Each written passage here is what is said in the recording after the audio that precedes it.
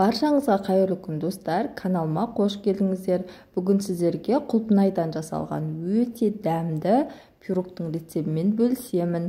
Ұзақ уақыттарыңызды алмайды, өте тез дайын болатын оп-оңай пирогтардың бірі. Сіздер де менімен бірге жасап көріңіздер, сіздерге де ұнайды деген ойдамын. Алдымен бізге 2 ғана жұмыртқа керек болады. Бөлме температурасындағы тұрған 2 жұмыртқаны оның үстінен 100 грамм қантты қосып, екеуін біркелкі масса болғанша, қанты кішкене ери бастағанша араластырып аламыз. Үстінен кішкене шым-шым тұз қосып, ерітілген сары майды қосамыз. Мен бұл жерде щедрая лето майын пайдаланып жатырмын. Қолдың майын қоссаңыздар да жарай береді. Кішкене араластырып, оның үстінен ұнды қостым.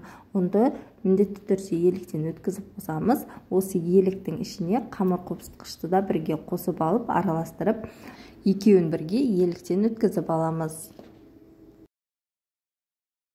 Алдымен силиконовый күрекшенің көмегімен кішкене араластырып алдым. Одан кейін қолмен жақсылап қамыр илеп шығамыз. Біздің қамырымыз қатты да емес, жұмсақ та емес, орташа тығыздықта иленіп шығу керек болады.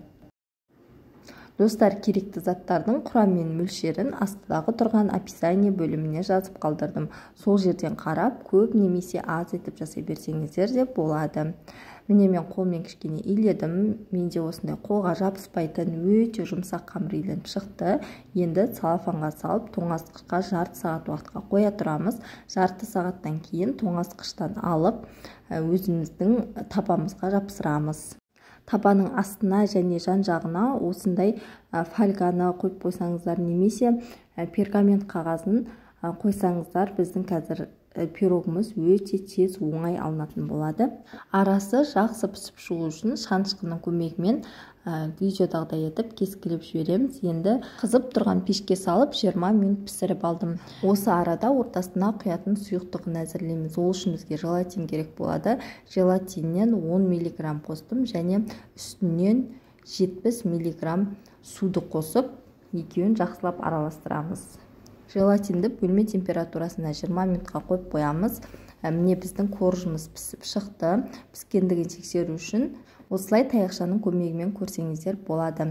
Және бізге құлпынай керек болады. Құлпынайдың барынша қып-қызыл түрін, қанық түрін алғандарыңыз дұрыс. Сол кезде бояуы өте әдемі шығады. Барлығын дерлік 4-ке бөліп алдым. Құлпынайларды, егер сіздің құлпынайыңыз үлкен болса, 6 бөлікке бөлсеңіз болады. 20 минутта желатин қатып қалады. Оны осылай су буында ерітіп аламыз. Бөлек ыдысыма 500 грамм қаймақты салып, оның үстінен 150 грамм қантты қосып, 2 салманы жақсылап араластырамыз. Біркелкі масса болғанға шейін араластырып алдым. Және кішкене қант ери бастады. Одан кейін үстіне жаңағы турап қойған құлпынайларды қосып, тағы бір араластырып шығамыз. Соңында осының үстінен жаңағы ерітілген желатинді қосып, тағы бір араластырып аламыз. Осымен біздің салмамыз дайын. Енді жаңағы пісіп шыққан коржымыз суығаннан кейін барып қана осы салмасын ортасына құямыз. Пирогты осы қалпында 3-4 сағатқа тоңазытқышқа салып қоямыз. Сол кезде біздің пирогтарымыз қатып, өз формасын ұстап тұратын болады. Енді сыртынан формасын шешіп аламыз. Міне видеода көріп тұрғандарыңыздай, салмасы да барлығы қатып, ешқандай формасы бұзылмай, әп-әдемі болып тұр. Шетіндегі фольгасын да алып тастадым. Міне сіздерге ортасын бөліп көрсетемін. Міне видеода көріп тұрғандарыңыздай өте әдемі болып шықты. Достар, сіздер де осы рецептпен жасап көріңіздер, сіздерге де ұнайды деген ойдамын. Өте дәмді, өте керемет болып шықты. Егер сізге видео ұнаған болса, лайк басып, каналыма тіркеліп кетуді ұмытпаңыз.